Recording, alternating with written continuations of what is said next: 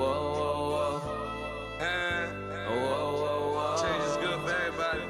Whoa, whoa, whoa. Montana. Whoa, whoa, Right, whoa. better than it. Whoa, whoa, whoa. When that hate don't work, they start telling lies. That's right. Here we go. Episode 9, Route 99, QB Killer on the mic, giving you what you like. That's right. It's the 99th year of the National Football League. But before we get there, we gotta do some housekeeping because it's that type of year. And the U.S. Open was fired up. Serena Williams did her thing, got to the finals, and oh, Lord have mercy. You know what? I'm one of them old school guys, and the best kind of referee is one that you never know was ever there. Unless it's in a boxing match and we need him to stop the fight for somebody to get killed. But other than that, I really don't understand how can you give away them kind of points in a final on U.S. Open. I just didn't get it. I kudos to all the men players that came out and said I've said way worse and never been giving away any points in any match going. So hats off to Serena for kicking a little booty, but hats off to the younger girl, the Japanese girl, for winning the championship because she got it done. And, you know, hey, points go, you lose. Hold your composure, baby. Kaepernick and Nike.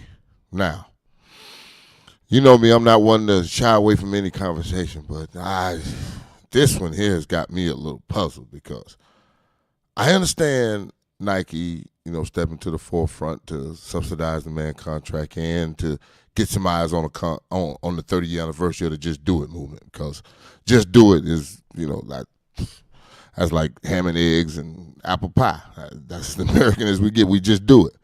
But the thing I have is the people that want to go after Nike, what is your issue?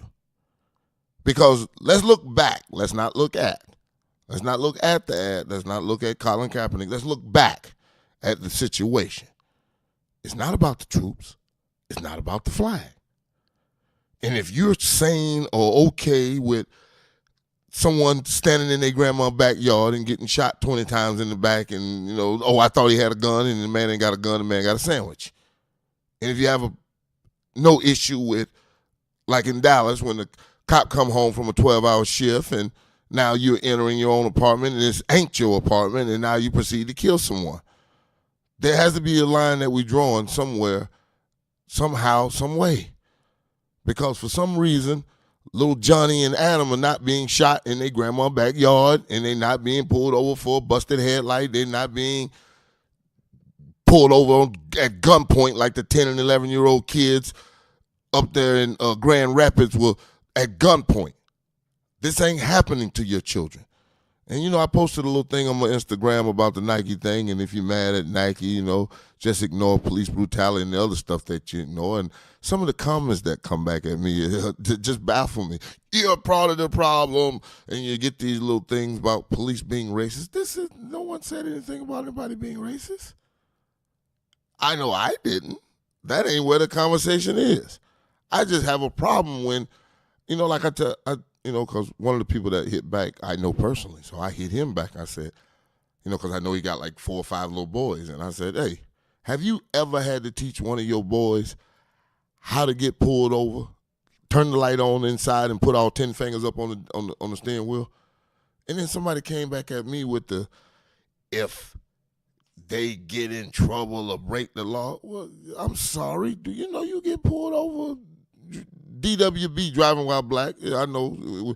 Everything's coming back. Acid jeans. They say Bloods and Crips is back in Little Rock, Arkansas. So I guess I got to bring back all the old sayings of when you know, getting pulled over in the 90s for driving while black. This is real. And if you don't think so, paint yourself up and drive around the neighborhoods and the different places that we have to drive and encounter what you have to encounter.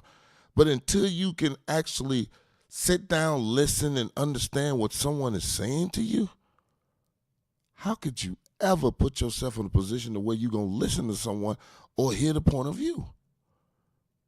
Because we keep going back to Colin Kaepernick and he good on his knees and need a job, unemployed with the black face on. Oh, come on, man, stop it. Then you look at the Serena jumping up and down, breaking the racket. Would you let her win? Really? I mean, just some of the foolishness that comes out. I mean, sit down and stop for a minute and understand. Think of the pain of the parents that have to bury their children that did nothing. This young man working at PricewaterhouseCoopers, 26 years old, sitting in his own place, gunned down, dead. Oh, we're not talking about something where they coming back from it. Huh? Come on now. That ain't even what we talking about. That ain't even where it's at. And the week. Jesse Kelly is a Marine Corps combat veteran. He also hosts the Jesse Kelly Show on KPRC 950 in Houston. He's a former congressional candidate, and he joins us tonight. So, Jesse, do you think this was leaving aside your personal views on this, do you think it was a wise decision for Nike to do this? No, it was idiotic. And I understand they're putting out these statements now that how they're focusing on the urban environment, on how they're focusing on younger people. But what sense does it make to focus on left-wing, social justice warrior, younger people? Those are poor people. You need to focus on the entire country. Nike was built on the back of Michael Jordan, who said Republicans buy shoes too. It makes no sense to alienate anybody. They could have chose anybody for this 30th anniversary of the Just Do It campaign, and they chose Colin Kaepernick. And that doesn't make them, they act like that means they're changing the world. Just because you ride a jackass doesn't mean you're Jesus Christ. all hate speech should be stopped in America. Enough is enough. Route99 WhatsApp on the mic giving you what you like. Yes, sir. Let's get on something that we like. The 99th NFL football season is in our living room. That's right. We kicked that thing off Thursday night with the Atlanta Falcons facing the defending world champion Philadelphia Eagle fly on the road to victory. Yeah. That's what it is. The Eagles should be good. I'm looking at them. They fine. That defensive front, ooh, they look nasty.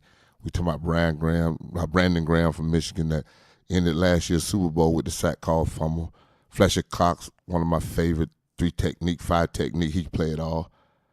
They got that boy Michael Bennett over there. They got to find a spot for him because he's going to go crazy if they keep bringing him off the bench. But them boys got a nice front four. They getting the thing done, the player. And can't forget Howie Long's kid out there.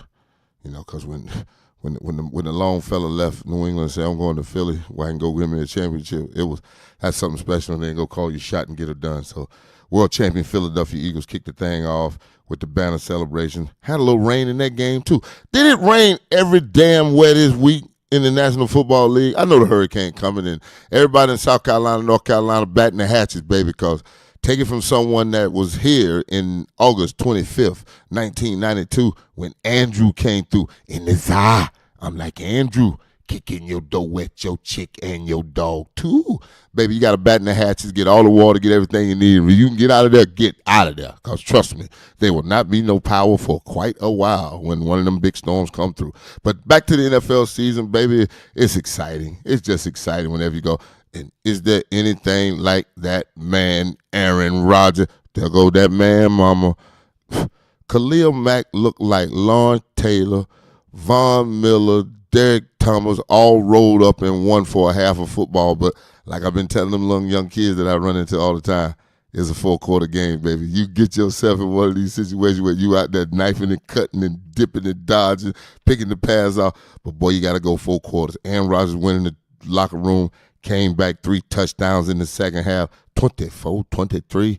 The Bears lose.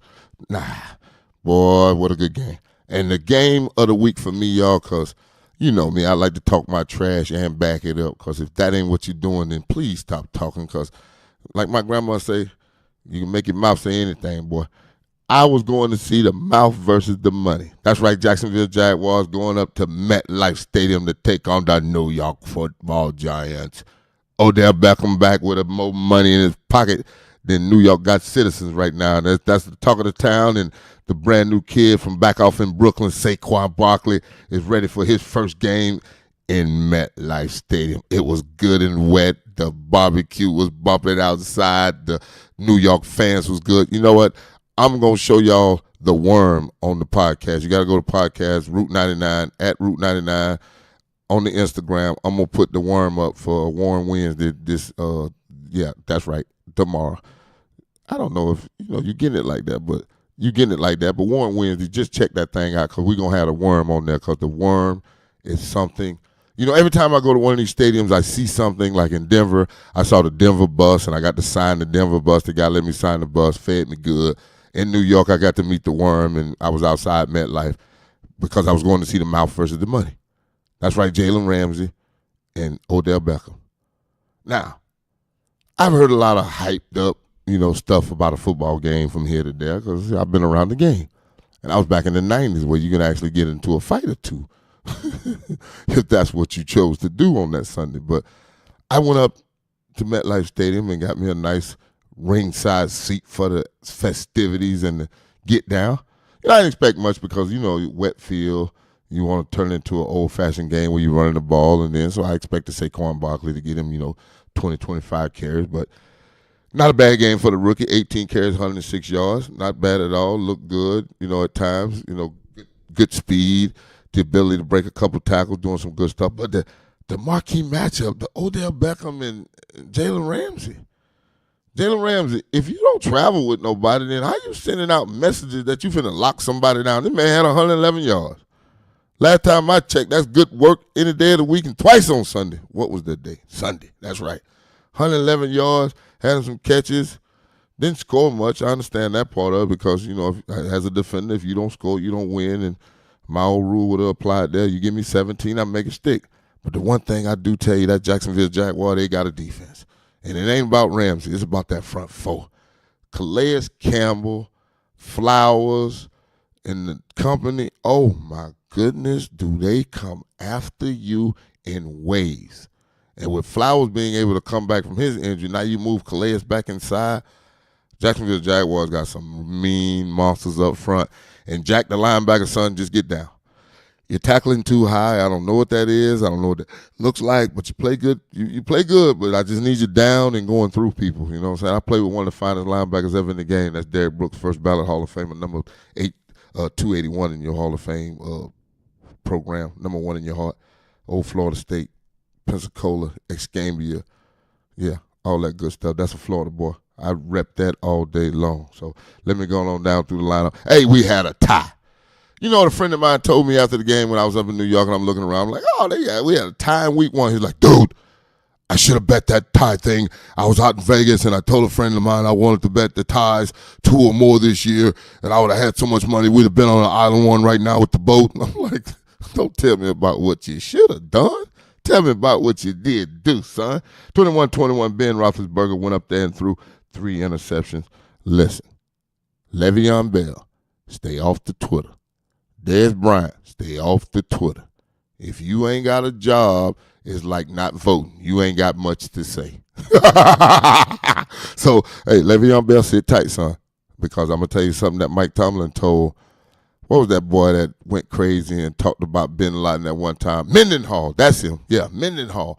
Mendenhall had done, ran the ball good and, he was going to hold out. And Mike Tomlin told him, son, I walk by 5 Lombardi trophies every morning I walk into this facility, not 5 rushing titles.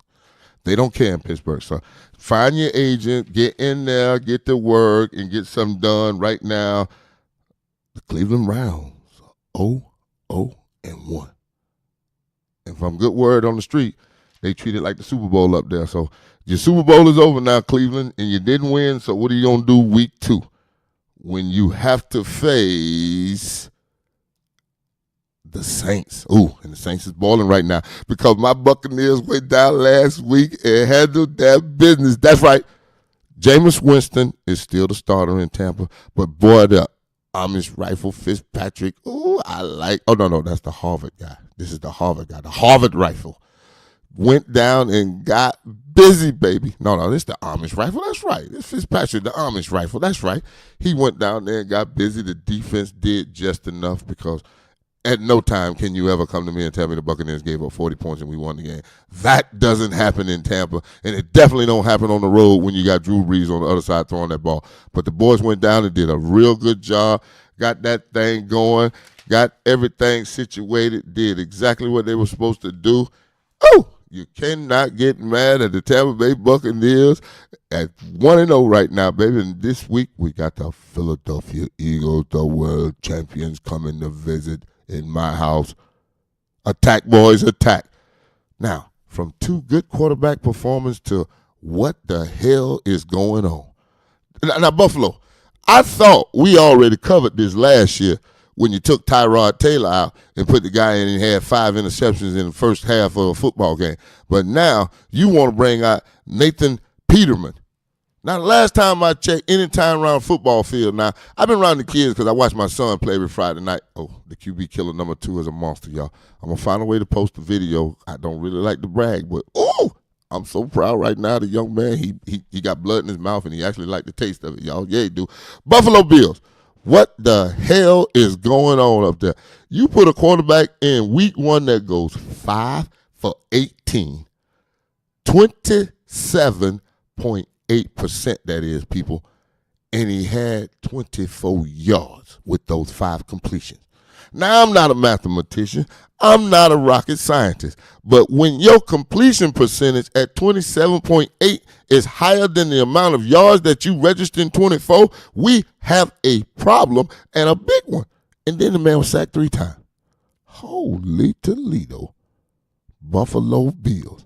I don't know who or what is going on, but if this is the type of performance you're going to get out of that quarterback, I believe you drafted one. You can do bad with a rookie, and now you just chalk it up like Peyton Manning when he threw 31 interceptions his first NFL season. He's learning. That's what you tell the people. He's learning. But to put Nathan Peterman on a football field is like when the punt go bad. Peter, everybody get away. 16 win, Kurt. Definitely like that. And I know my boy Ryan up in Minnesota likes it. I'm going to come up there and have us a pizza party with Minnesota. And if you've ever been to a state fair in Minnesota or a state fair around the world, you must go to the one in Minnesota. That is a good time. No doubt about it. You know I like the food and the fun and the football. We all put it in one. It's QB Kill on the right. Route 99 here with New England Patriots. The Bill and Tom excellent adventure continues. Tom Brady and the New England Patriots defeat the Texans 27-20. Tom Brady 26 of 39, 277, 3 touchdowns. Will the Patriots run the table? No, they will not. Deshaun Watson, the quarterback for the Texans, struggled after he returned from an ACL a year ago. I'm looking for him to do big things. Gronk over 100 yards, all fantasy people, and everything is all in order in New England and Gillette, so they're on to week 2, and they face the Atlanta Falcons. And speaking of Atlanta Falcons, I didn't really get on Matt Ryan and the Atlanta Falcons like I should have, and I know my Falcon fans was like, oh, good thing. It just come around like that. That's how Matt Ryan, that was just horrible, son. All summer long, all I heard in Atlanta was they working on their red zone offense. Looked like the only thing they worked on was the color of their red uniform because it's just as red as it used to be, but they red zone stink like it always has. New England Patriots next week on the road, so, hey, I hope y'all got something for them because they are coming and they are loaded and ready to go. The Ravens, I talked about the Buffalo Bills situation. Yeah, Josh Allen, they got to do something up there because, man, New England, I mean, the Ravens were dialing that thing up, had 6 sacks, and went at them left, right, upside down. And I heard something real bad. Somebody said if the San Diego Chargers had fans, they'd be upset. I guess I would too if you put that ball down there like that. That is just crazy. You just don't do that in a game. 38-28, the Kansas City Chiefs win the football game. Pat goes 15 for 27, 256 for a touchdown. Hey, the Chiefs and Andy Reid early in the year. I know this from facing the Eagles and Andy Reid. They just come out and they light you up. And then if you're going to kick it to Tariq Hill and let him do his thing, he had 200 all-purpose yards. You can't let him be a two-headed offensive monster because that offense with Andy Reid early in the year, until you can get a tendency on him and get him late in the game where he can make some foolish timeouts and some challenges, he'll light you up. They put up 38 fast on you. Denver Broncos, beat the Seattle Seahawks 27-24. Russell Wilson, 2 interceptions, no run game to speak of. Marshawn Lynch ain't back there. They got to find a new way to get him some room to move around. But when Von Miller and company is coming after you like Von was playing on Sunday with 7 tackles, 3 sacks, and 2 forced fumbles, hey, y'all, you can have me at quarterback and win that thing. Case Keenum went 25 for 39, 3 touchdowns, 3 interceptions in his first start as a Bronco. 1-0, the Denver Broncos and Von Miller and company are ready to hunt, and, boy, that's always a good thing. Adrian Peterson back on the scene. Now, that's always good when you get AP all day. He's just one of them running backs you just love. The Redskins go out in Arizona and beat them 24-6. Adrian Peterson has 96 yards, 1 touchdown, his 100th career touchdown. Nothing wrong with the 100 club. But we're going to watch him all year long because for some reason he heals, but for some reason he breaks. That's one of the strongest men that break down more than anybody else I've ever seen. Alex Smith in his first start for the Redskins go 21 of 30, 255 yards, 2 touchdowns. That's a win for him. I always like Alex Smith. He get it done. Now it's time for him to settle down and get his thing done. Bradford did what Bradford did, and Josh Rosen should be getting a start in Arizona pretty soon because there's no reason to sit him behind a quarterback that can't teach him. That's when you have 2 quarterbacks, you have none. And the Dallas Cowgirls, that's right, I said Dallas Cowgirls. I am off that. I do not do the Cowboys anymore. Jerry Jones, you can have all the toes on the line you want, but you can't have this Florida boy rooting for you. No way, no how. Cam Newton and company got it done 16-8, a defensive game. Dak has no help out on the outside, none. He has no one to throw the ball to. And only thing you got to do is stack the box. And this ain't Ohio State, son. This is the National Football League. These are players that will get it done. I think the Cowboys are in trouble. Des Brown tweeting, trolling the team. What did I tell you, boy? Put the Twitter down. There's only one mad Twitter in the United States of America, and it's the orangutan. Let him do what he do on Sunday, and we're going to enjoy the sports like we like. So please, stop all the madness, get yourself together, and get her done. Oakland Raiders, I love John Gruden back, but we got to do something better than that last night because the receivers were non-existent. We have 4 catches between Amari Cooper, Jordy Nelson for 31 yards. That's just not going to get it done in any football game. But the tight end had a great game last night. 9 for 180, 13 points, won't win many football games in the National Football League. The Rams look good. Todd Gurley looked good. I got to get Aaron Donald in some shape. Sue did the same thing he always do, just standing around. Nothing. Brockers look like he want to play a little bit better now that he's got some other people around him. Got 2 good corners. I do like those corner acquisitions that the Rams made with Khalid. That boy name kills me. Aqib Talib. Him on that corner, boy, he does some special things, and the front and the back end always work well together. So, all right. For the first time ever in the history of Route 99, we're about to give out our Defensive Player of the Week and our Offensive Player of the Week.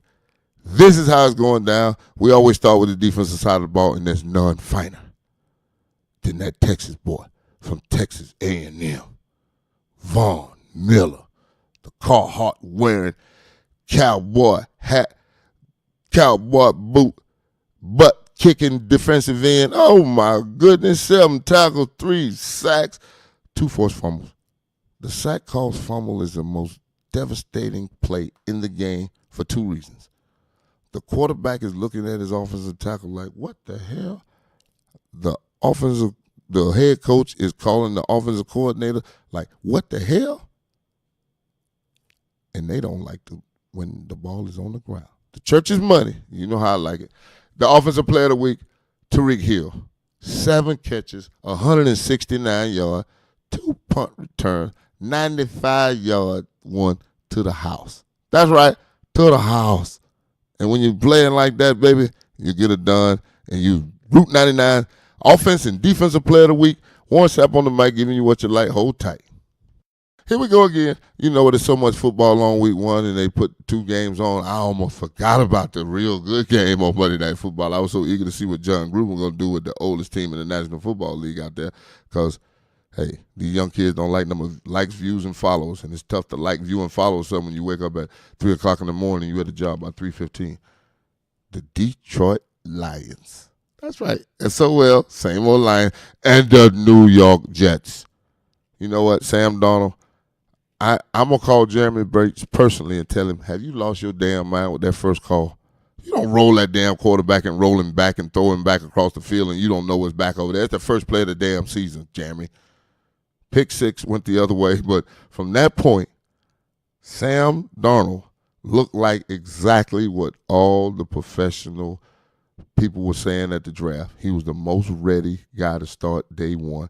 And day one he started, and you seen Josh McCown on the sideline saying, don't change the playbook. Let's not take anything away from this kid. Let's do what we came to do. And boy, did the New York football Jets do what they came to do. 16 of 21, 198 yards, 2 touchdowns. Well, let's say 3 touchdowns because the interception went for a big 6 the other way. But, hey, man, 48-17, the New York Jets get it done. And Stafford, without Megatron and, their Golden Tate was getting, corralled down. 27 of 46, 286, 1 touchdown, 4 picks. Gonna need to do better than that, buddy, Stafford, because I know y'all running 110s after practice, and y'all look like a tired football team last night. No doubt about it, because when you score only 10 points in an NFL game, something ain't right on your offensive side. And I saw that offensive line up close and personal. There's some things that need to be fixed, and protect your quarterback, get the run game going, and it might relieve the 4 interceptions that you had. All right, week 2, we got some great matchups all day long, and you know what starts week 2 in the National Football League? Thursday Night Football, or as I like to call it, Parlay Thursday. That's right, TGIT. Thank God it's Thursday. The Ravens travel to Cincinnati to take on the Bengals. Bengals got that offense rolling at the end of that game, so maybe they're ready to go. But we know Baltimore ready to go with 47-3. They got that thing done. Ooh, that's some good football. So Thursday Night Football starts. The New York Football Jets have 3 games in 11 days. For some reason, boy, we keep throwing some football at you, but ain't nothing like it. So we will be tuning in and getting it ready done. Like I told you, the Panthers play the Falcons, Chargers play the Bills, Vikings at the Packers, the Texans at the Titans, Browns at the Saints, the Dolphins at the Jets, Chiefs versus the Steelers, the world champion Eagles are in Tampa in my house. That's right, the Bucs and the Eagles. Colts, Redskins, Cardinals, Rams, the Lions travel to the 49ers, and the Raiders and the Broncos. You know what? Boy, there's one thing I can tell y'all about that AFC West. There is no love lost when you're talking about the AFC West. I spent 4 good years out there, and there's some people that really have some real, like some real animosity and genuine hate for each other in the AFC West. And speaking of genuine hate, the Patriots and the Jaguars, that's going to be a good game. Tom Brady has to come down to Jacksonville, Florida in the heat of September. They're not going to be happy about that. They're not going to be happy about that at all. And a good old NFC East classic. The New York Football Giants go to Joe's Mahal and see the Cowgirls. That's right, the Cowgirls all season long. And Monday Night Football, Seahawks, they visit the Bears. That ought to be a good one. Trubisky, you and Khalil Mack get together and figure out how to play the second half of a football game, and y'all might get y'all a win this week. But that Patriot, Jacksonville, Jaguar, what has Ramsey got to say about this quarterback coming in and the receivers? Because I know why Edelman liked to play the game. He liked to bump his gums too. That ought to be good. I got to mark that one down. Definitely. I got to mark that one down. WhatsApp, Route99. WhatsApp on the mic, that's right. And don't think I forgot about the college football. You know what it is. I get so excited about that 99th year. And in 99 you program the morning your heart. WhatsApp. Man, it is what it is, baby. But I had to go back to the college football because ain't nothing like college football. I rep my U, that's right. We went down to the big Dallas.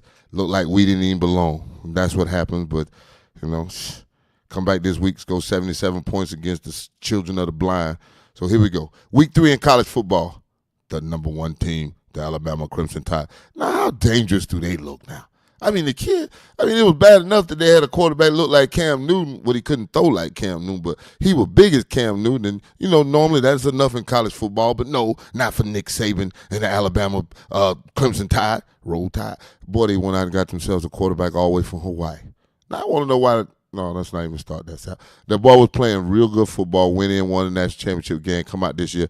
Man, put Jalen Hurts on the bench, man. Leave Jalen Hurts on the bench until you need a running quarterback and give him a little run every now and then down the red zone. But Alabama looks damn unbeatable with that kid, 13, that quarterback. Holy Toledo. Clemson had a little dog fight over there in Texas A&M, but got the ship righted. They got Georgia Southern this week. Georgia Bulldogs. Hey, Georgia Bulldogs. Why did y'all send us? No, don't start that out. All right, Georgia Bulldogs got Middle Tennessee this week. Ohio State has number 15, TCU. That's right, the Horned Frogs. If you don't know nothing about them Horned Frogs, boy, you don't know nothing about Doak Walker, then you won't know nothing about college football. Number 5, Oklahoma. They looking pretty damn good. They got Iowa State, the Cyclones. Number 6, the Wisconsin Badgers have the Brigham Young University. That's right. Jim McMahon, Steve Young, Ty Detmer, bunch of good quarterbacks at BYU. They're going to need one if they're going to beat Wisconsin this week. The Bayou Bengals, number 12, versus the number 7 Auburn Tigers. Now, that's a football game right there, ladies and gentlemen. That might be the marquee matchup of the weekend right there, week 3. Number 7 versus number 12. Coach Ogeron told us he beat the University of Miami by 21. He had us by 21 at halftime. We won't talk about that no more. It still hurts. It hurts, y'all. That's right. Number 8, Notre Dame going against Vanderbilt. There's a lot of thinking going on in that game. I'm not going to worry about that one. Stanford, UC Davis. The California teams out there just get to play anybody, man. UC Davis, Troy, Poly, whatever else they want to talk about. But I ain't going to take that away from UCLA. Fear the Treat. The University of Washington, number 10 team in the country, they take on the Utes. So that's your rundown of the top 10 teams this week. Hey, but I am not done with college football because Jim Harbaugh is on the hot seat. I wanted to know what took you so long, Michigan. He had the same record as Brady Hoke, but someone brought to my attention that Brady Hoke did beat Ohio State. And then I looked at them and I said, well, is Brady Hoke an a Michigan alumni? And he was like, no, I don't think he's a Michigan alumni. I said, well, that's why Jim Harbaugh ain't had his card pulled, because he's still getting the boosters to dump in some money. But now it's time for some wins to come up, and Michigan need it because, boy, they look, boy. I think Miami look bad when they get up on the big stage. This week we got Toledo, the Rockets. So, hey, we're going to go up to Ohio, maybe pass by the Hall of Fame, see the boys, say hello. It's 7 Canes in the Hall of Fame now. Yeah, we'll go by and see. Hopefully we'll go to see the Toledo Rockets and play a better game. We put up 77 on the Children of the Blind, but those games don't count to me. So Jim Harbaugh on the hot seat, top 10 college football going. Hey, ain't too much better than that on a Saturday afternoon. Route 99. Number 99 on your mic, giving you what you like. That's right, Route 99, and today I have a special guest for you. And if you ever want to know why I love fishing, how I love fishing, after this conversation, you will know, because there's so much in the water, there's so much love in the water, and there's so much love in the room right now on Route 99 with my man, Mr. Stephen Weitzen. Stephen, are you there? I am, Warren. Good to speak to you. Fad fishing started where, Stephen Weitzen? Fad fishing started in Hawaii, I believe, were some of the first fads that were out. They were put out, and they were sort of places that the U.S. Navy could dock the boat. And so, in essence, it was just a big buoy at the top of the water. But in Hawaii, because, half a mile off the beach, you're in 1,000 fathoms, a lot of water. The buoy would attract, tunas, little tunas, because they get tunas around there. And then because you do get those 1,000-pound blue marlin around the islands of Hawaii, right up on the beach, almost like a half a mile off the beach. And so these buoys where people would attach, the lines for the ships, reach down to the bottom and have a chain that ran all the way to the bottom. And so those became, in essence, fish attracting devices, some of the first fish attracting devices post World War II. And so as I think I told you the story once that there's a famous picture of these two Hawaiian fishermen, two older guys more like my age than your age, and they're in this little 19-foot boat, and they were tied up to the buoy, and they were fooling around with these little tuna fish, and one of these sea monsters just came in and ate it, and I believe the fish was 1,406 pounds or 1,452 pounds, but that's a big fish either way. And you look at a fish like that, it has the eye bigger than a softball. And so you would look down at a fish like that. It would be very intimidating in a 19-foot boat because from the tip of the tail to the tip of the bill, it's probably more than 19 feet. And it is a true sea monster. So, what's your favorite fad you've ever fished? Well, I really do like fishing these fads off of Costa Rica on the Misbehaving. Um, it's such a treat to be able to do that, with that kind of a crew, with that level of professionalism.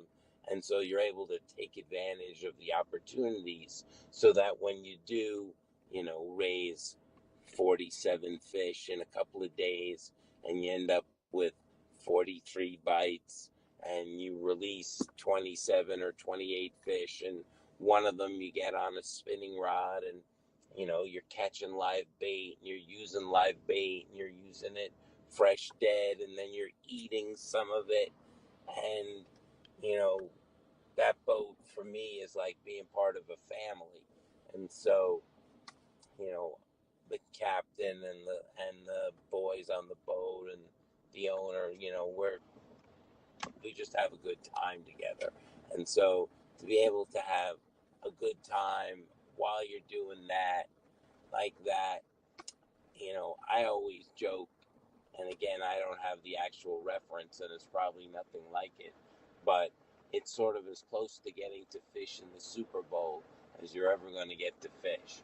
And Well, I've so been to the Super Bowl I and know I've you been to have. the fad with you on the Misbehaving. And brother, I will tell you, those are the two of the greatest experiences in my life.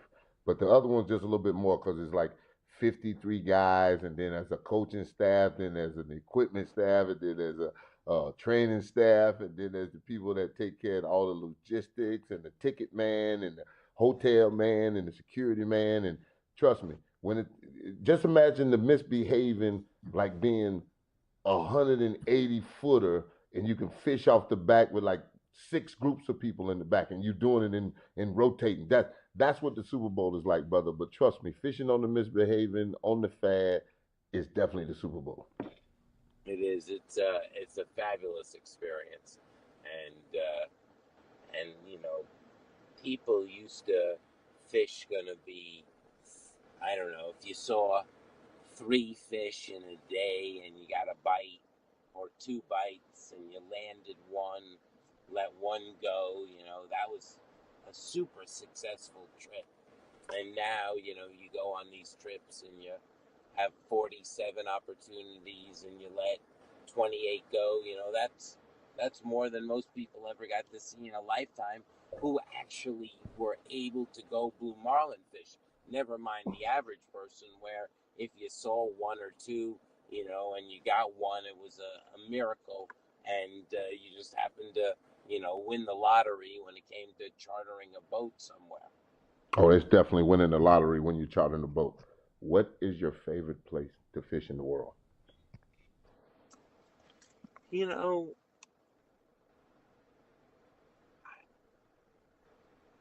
the fishing in Costa Rica is really fabulous.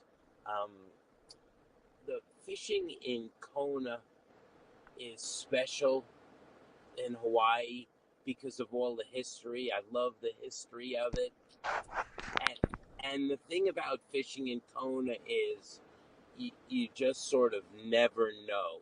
Like but every time the rod goes off, like my heart flutters a little bit because you think to yourself, like, that could be a grander, that could really be a big fish.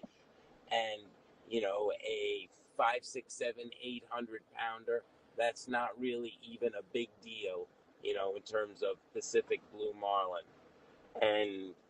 And I really do love marlin fishing, although I love tuna fishing, and fishing up in Nova Scotia for tuna is really special.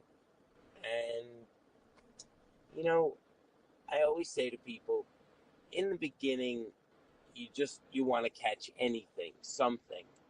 And then after you catch something, you want to catch a lot of fish.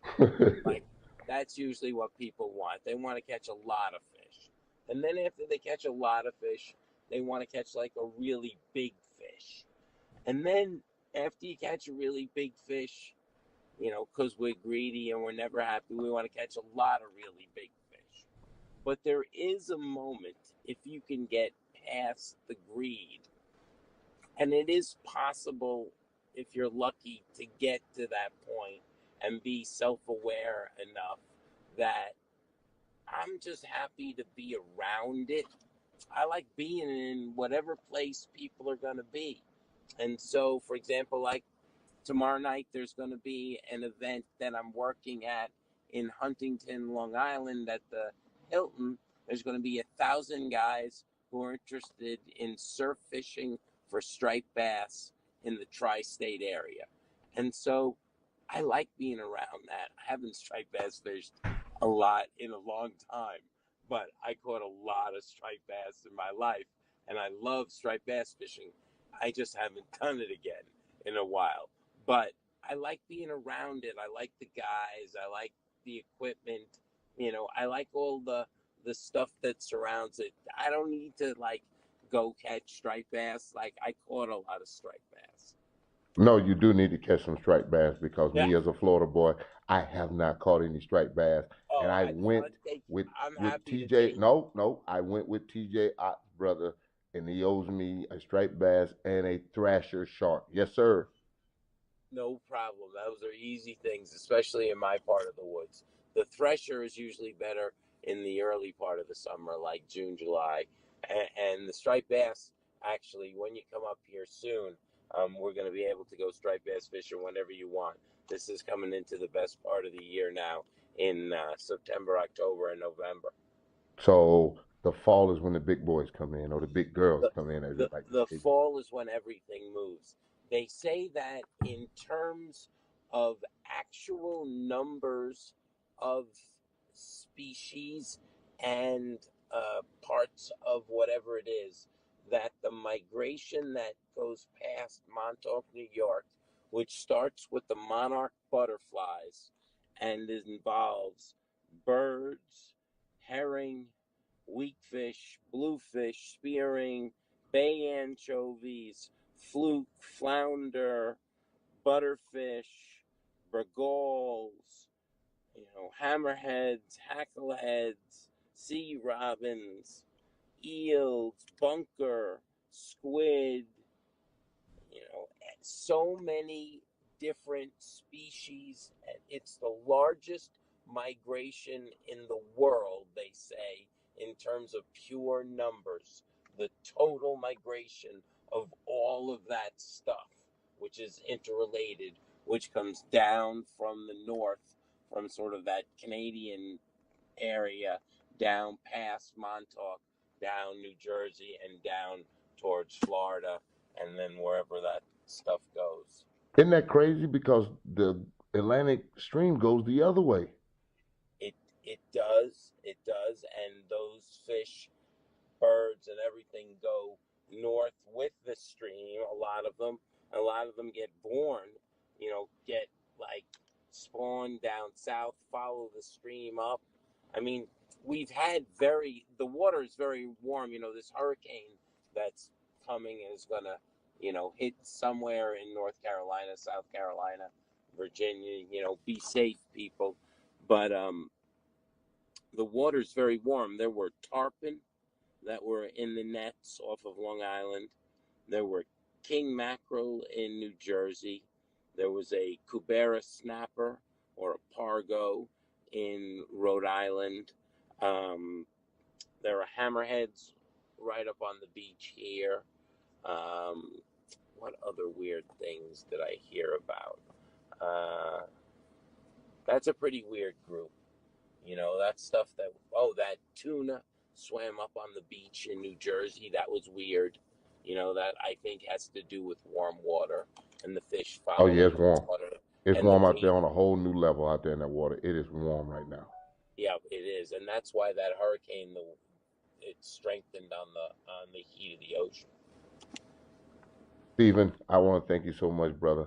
And if anybody out there do not understand why I love fishing now, then you really have missed the point of my man Stephen Weitzen coming on here and giving you a little knowledge, because just the simple fact of the migration of the Montauk up through there, I got to go sit there for the whole summertime and just catch everything coming through New York. And I want to thank you so much for stopping by Route 99. You can take your seatbelt off. You're free to go. Episode 9, year 99. That's right. Vaughn Sapp on the mic, QB Killer, giving you what you like. And it ain't going to stop. All year long, here we go. Let's ride. Strap your seatbelt on. But right now, you can take it off because we out.